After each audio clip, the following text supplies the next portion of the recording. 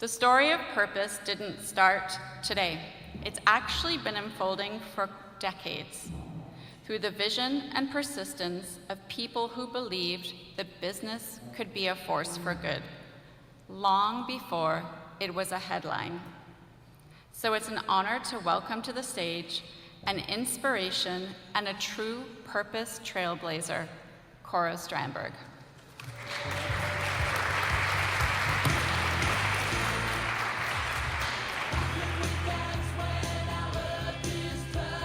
I'm so grateful for you. Am I on? Am I on? Can you hear me? I can't hear me. Oh, now I can. Oh, all right. Don't start that yet. Oh, you did? Oh my God. Okay, I've lost 2 seconds already in that. I have to say, when Claire earlier said she took something from the book of Coro, I thought, well, I am aging, but did I write a book? Anyways, I was trying to recall. I've concluded I haven't yet written that book, but maybe after today I might. So here we are. It's all set up. Okay, good.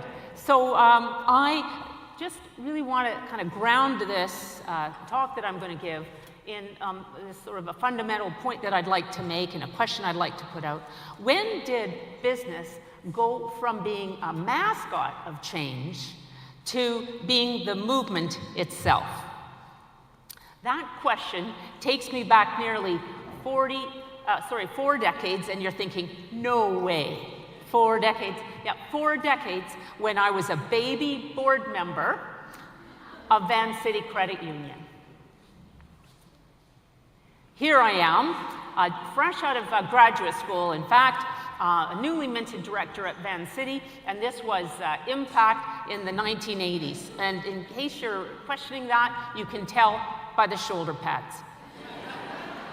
Back then, Impact consisted of mascots, balloons, and cookies, and it didn't really go much beyond that. Let me tell you about my second board meeting, which was actually a retreat at Van City. And we were away for a couple of days with the board and management. And have you ever looked at an agenda item that says any other business? Well, we'd spent the time talking about liquidity and capital adequacy and financial performance, and that was about it.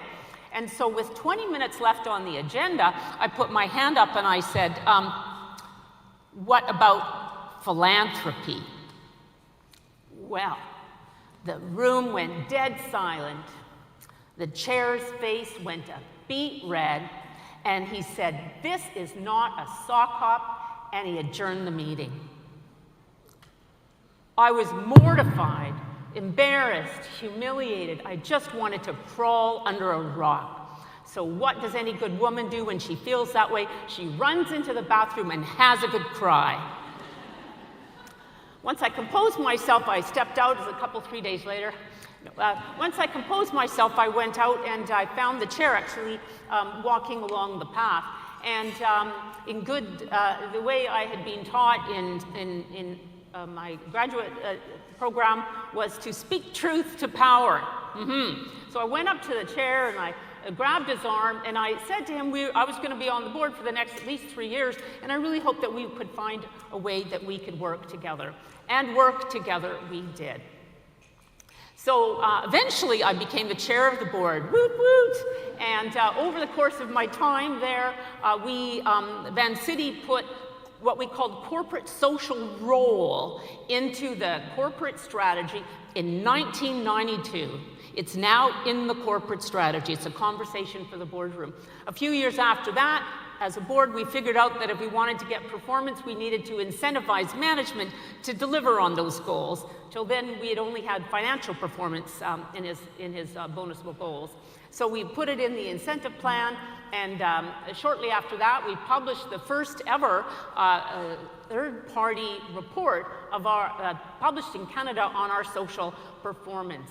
By this time, we were well on the way to creating this impact business model. Vancity evolved from simple philanthropy in the early years to, by this time, really embedding what we call corporate social responsibility into the core operations of the company. And we went from profits of about I'm trying to get my recollection here, about $3 million a year, to, by the end of this time, to $21 million a year. And our assets went from about $3 billion to $7 billion over this time. And I know we have a couple of folks here from the banks, and you're thinking, are you kidding me? But like it was a credit union, I'm just saying. There we were at $7 billion. So I was so enamored of this idea of impact in business, we called it CSR at the time, that I thought I would go out and become a consultant to other businesses. And one of my first clients was, in fact, Vancity Credit Union. They hired me back. They paid me a lot more to produce this report than in director fees, but I'm still working that issue out with my therapist. But they hired me to write a report on the future of corporate social responsibility. Can you believe that, in 2002? And so I consulted thought leaders around the world who were expert in this field and produced this report for Vancity.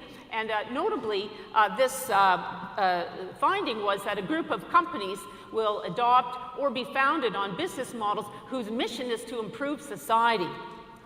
And that was a view that by 2012, we might have this, this type of business organized in Canada. Well, I just wonder, is Martha Hancock in the room? Oh, yes. Everybody turn around and look at Martha. She's got a big hand up. That's Martha. She's the executive director of CBSR. CBSR and I were working back in 2012 because CBSR's members were asking CBSR, what does it mean to be a transformational company, to go beyond philanthropy and social impact and everyday as usual? So they engaged me to write this report for them, and we came up with a set of 17 qualities of a transformational company.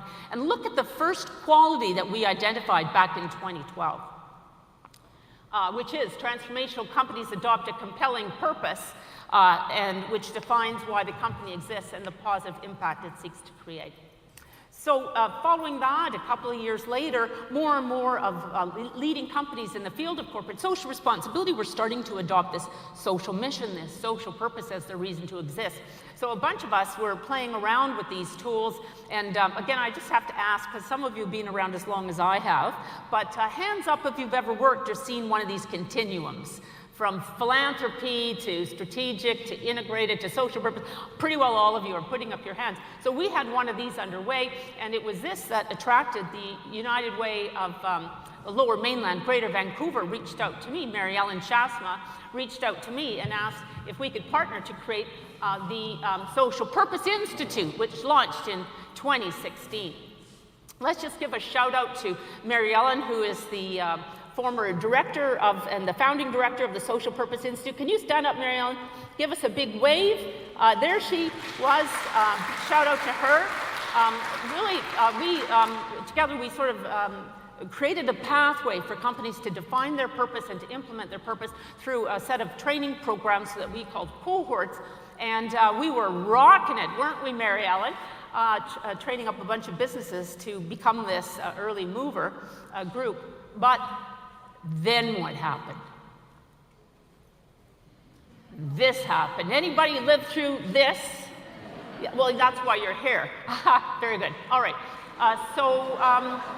We basically, as we all know, the pandemic took the stuffing out of all organizations. It took the stuffing out of business. Businesses were fighting for their survival, and so was the Social Purpose Institute. We lost businesses in our cohort, and we had to, of course, struggle to go virtual. It was a very tough time, and I would say it was the pandemic that really resulted in the Social Purpose Institute losing some momentum.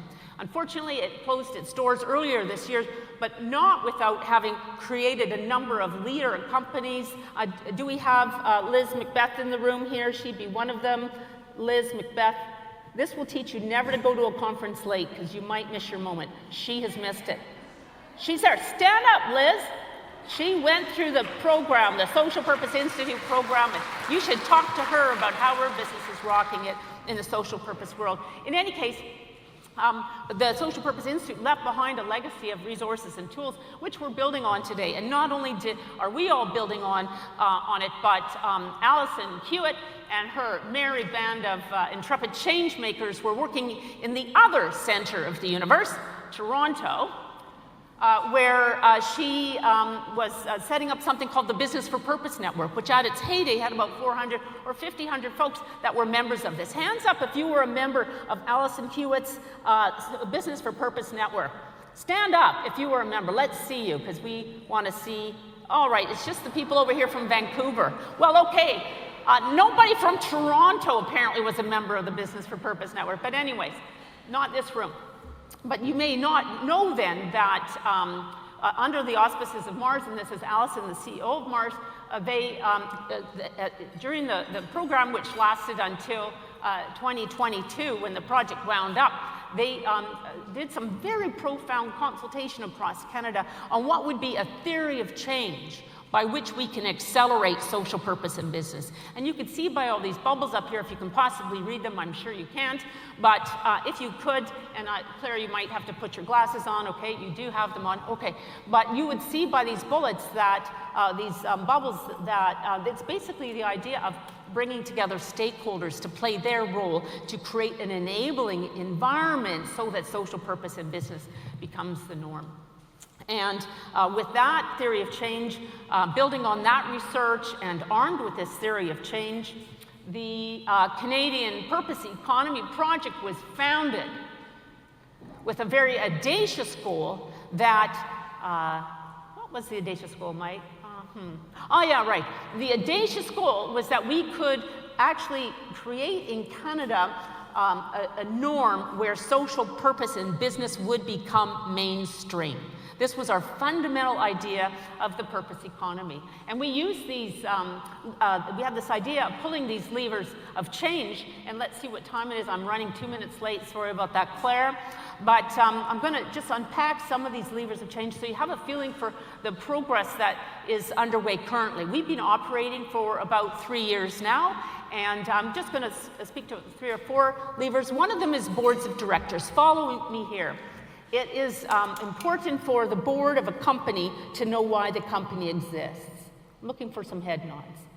Is it important for boards to know why the company exists? So we thought so too.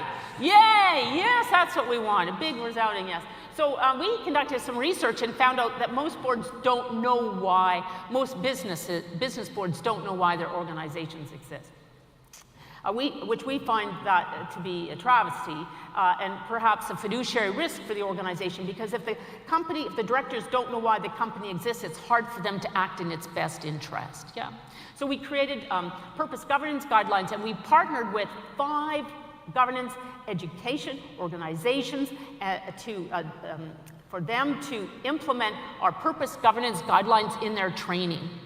2 years ago, they were not educating directors and corporate secretaries on social purpose in the organization, and today they are. Thank you, big shout out over here. Got some friends at this table. A big mic drop moment, I would say. Another one I will speak to is, we call them accountants, and by which we mean disclosures. Accountants playing a role in disclosures.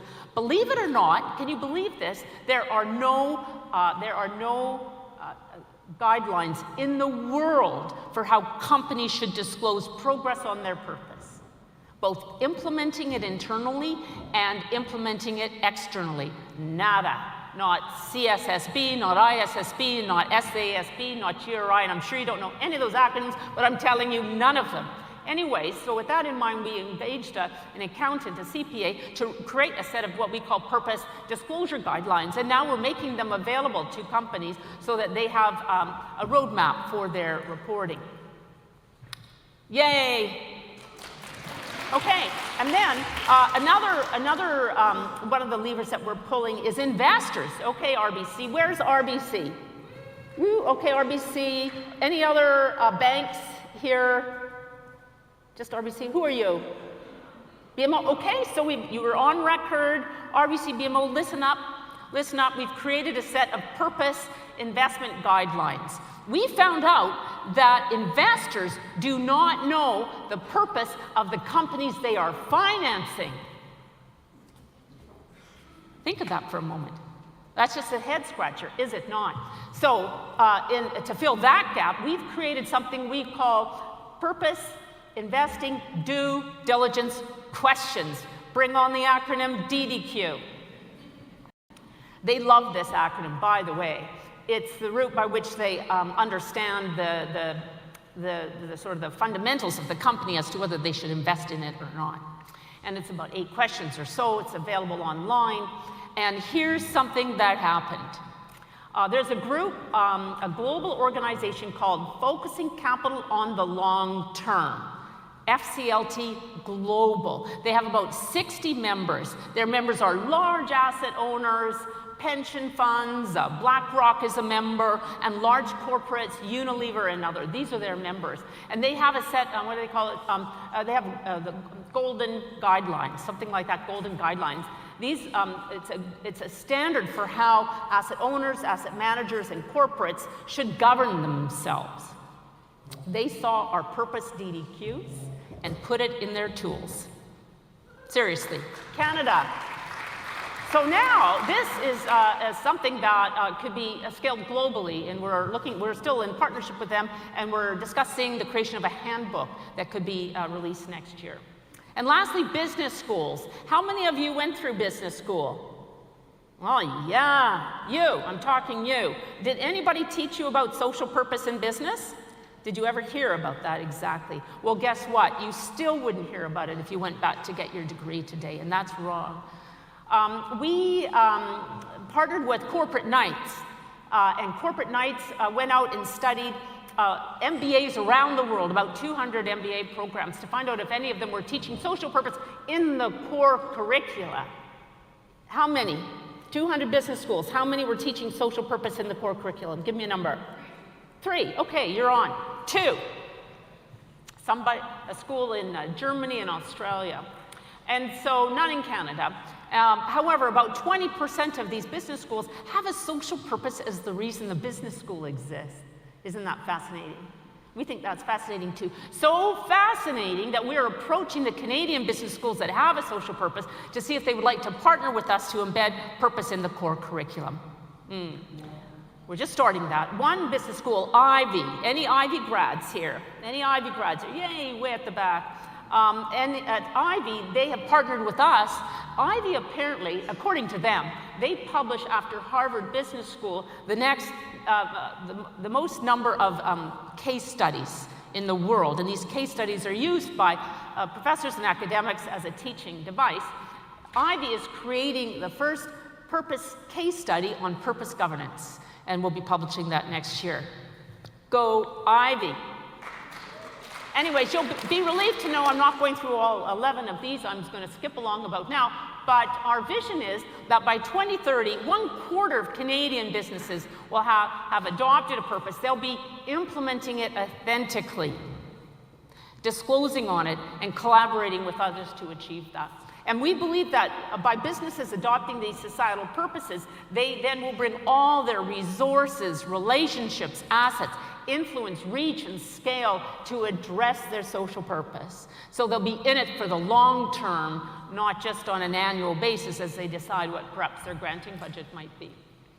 We invite you to join us. Now, in a nutshell, over the last 15 years, we can see how things have evolved from CBSR's sort of vision in the Transformational Company Guidelines to the establishment of SPI, to the Business for Purpose Network.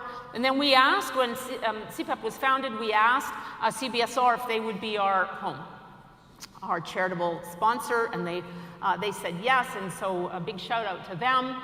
And more recently, of course, we've partnered with Greater Purpose. And we believe that with the Canadian Purpose Economy Project creating this enabling environment for social purpose to become the norm, in collaboration with Greater Purpose that's building the social purpose community, everybody in the room, we will be unstoppable. And that's not my final slide. Okay, because I have a bit more to say. We believe not only do we need a purpose economy in Canada, we hope that Mark Carney will come to our table soon enough to understand our thoughts on that question. But in any case, we believe that this needs to be a global undertaking. And so we've brought together the global purpose leaders from around the world who are building purpose economies in their own jurisdiction and are ecosystem enablers. And we had a first meeting earlier this year. We have another one coming up. And so it all, you know, where does the rubber hit the road? We were interested to know how is the TSX 60 showing up? Does the TSX 60, who are 60 of Canada's largest corporations on the Toronto Stock Exchange, to what degree do they have a social purpose? Here's another question for you. We're talking 60 companies. How many have a social purpose to create a better world? How many? Numbers. 10. 60. Oh, wow. Love it. Want to talk to you later about that vision. Any other number more realistic? 30. All right, a lot of optimism in the room. Well, actually, it was 24. And we were heartened by that. And not only, 24 had a social purpose, but another 6 or 8 had another type of purpose, which was their purpose, but not to create a better world. Of course, our interest is in businesses having a purpose to create a better world. But all in, half of the TSX 60 are using the language of purpose in their operations. So we're now starting to engage with them and emailing them on a quarterly basis saying, hi, we're over here, we've got some purpose disclosure guidelines in case you'd like to use them to start to disclose progress on your purpose. We have seen so much interest in corporate Canada on this question that we thought we would create a call to purpose to invite other corporate leaders to sign and show their support for this general movement. So we hope that you will invite your own CEOs to join this, but guess what? All of you can become signatories, and I'm glad there's somebody at this table. She's using her phone not to text her husband, but to grab the QR code. It looks like that, so please, I invite all of you to do the same. So I was in a training session once where a CEO asked me a couple of years ago, he said, what's next after social purpose? I thought, are you kidding me? Like, we're here, buddy, this is it, we've got it, we know. Anyways, believe it or not, well, anyways, if you were asked that question, what would you do? Well, I blubbered because I just did not know. But I kept that question in mind, and now I feel I know what's next after social purpose. What am I doing here? Yes, sectoral purpose, right? We don't want one company or this or that company or even 100 companies or 2,000 or 20,000 companies to have a social purpose. What we really need is entire sectors to become a force for good. Imagine if forestry was a force for good, if mining was a force for good, if technology, if manufacturing. Imagine if human resource professionals were a force for good. Imagine if the Marketing Association of Marketers in Canada adopted a social purpose to become a force for good. Then we have the team. Then we have the team to accelerate social purpose in business. And that ScanMe will take you to this very pretty diagram, and it's always the diagram that attracts an organization. And in this case, the Canadian Standards Association asked to partner with me to create a toolkit for industry associations. Hands up if you belong to a sector in this room. And keep your hand up as you think about, am I in a sector? Yeah, I'm in manufacturing, I'm in banking, I'm in the nonprofit sector. Every one of you have an association that your organization could be a member or is a member of. And any one of them could take this guide to help create programs to move their membership towards more sustainability, good social and environmental practice, and also social purpose. And so, here we have something. I wanted to invite a couple of my colleagues to come up on stage and join me. In case you're wondering, these are the founders of the Canadian Purpose Economy Project. Aren't we cute? Some of us a little cuter than others. So, now I'm losing one mic. That could be a good thing. It's okay, the other mic is here. Those that know me got that. All right. So, Mike. Yeah. Who's that crazy, good-looking dude up there that's not you? That tall guy up there, Peter Terweem, he's a force of nature.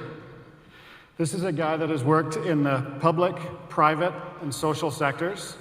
This is a guy that has started 3 advisory firms in his career, including the one that I now have the privilege of running as CEO.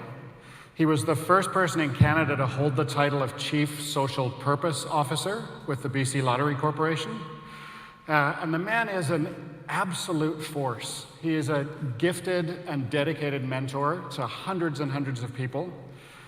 He's a remarkable thinker, an incredible iconoclast, and honestly a dear, dear friend. Having been his business partner for 4 years, I can say he's one of the most wonderful professionals I've had the privilege to work with. And so we decided to honor him. So you heard from Mike. Peter has been inspiring so many through his entire career for his desire to build a better world through business. And that hasn't always been an easy road, as I'm sure you can imagine.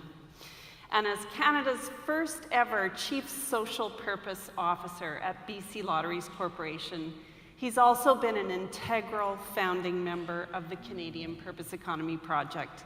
Even now, rarely missing a meeting, even though it means being up at 6 a.m. from his new home down under. Earlier this year, Peter learned he was facing a serious health challenge.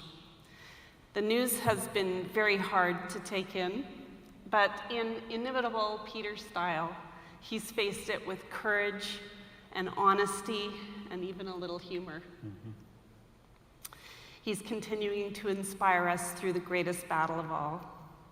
For all of us, this felt like the perfect moment to pause and take a moment to celebrate all that Peter has contributed to the world, and in particular, his contributions to growing the purpose economy in Canada. And so we're honored to announce the new Peter Terweem Purpose Economy Champion Award.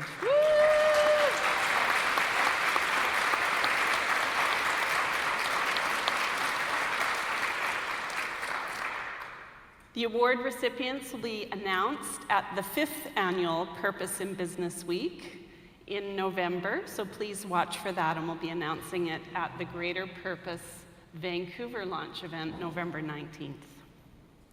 Awesome. And I know, now I figured out why Mike, I'm coming into the middle, you two. Now I know why Mike and, now here we go, photo op, yay! Good. Now I know why Mike and Maureen were puzzled, is because I didn't introduce them. Mike Rowlands, CEO of Junction and co-founder of the Canadian Purpose Economy Project. Maureen Young, VP Social Purpose, Coast Capital, and a founding sponsor of the Canadian Purpose Economy Project. There we go. All right. So we all know that Greater Purpose will have their awards tomorrow. So the winners of those awards and the winner of the Peter Terweem Award, they are drivers of the purpose economy, which brings me to my final point. You know, it's not so much why business exists that matters, it's who. And I'm sorry, Brad, I knew you wished that this had been a picture of a blue jay. Come on. Anyways, he's laughing. But on the West Coast, we have a thing for spotted owls. And in my case, that's an owl I spotted. So here we are. In any case, it's, to get to my point, it's not why, but it's who. All right? It's you. It's all of us. Together, we can be the ones who are building the purpose economy, and we invite you, we invite all of you, and your compatriots and your partners and your kids to join us in this grand transition where business will have at its heart, at its core, a social purpose, and will be contributing all of its enterprise to create a better world. So we invite you to join us. And with that, I'm going to call the question, which is, I'm trying to remember, hang on a second. I am going to call the question with a show of hands, who's in? Okay, take a shot the other way, buddy. This way. Look at the audience, all their hands are up. Come on, okay. All right, let's do it again. Who's in? Yay! And go jeez! Woo!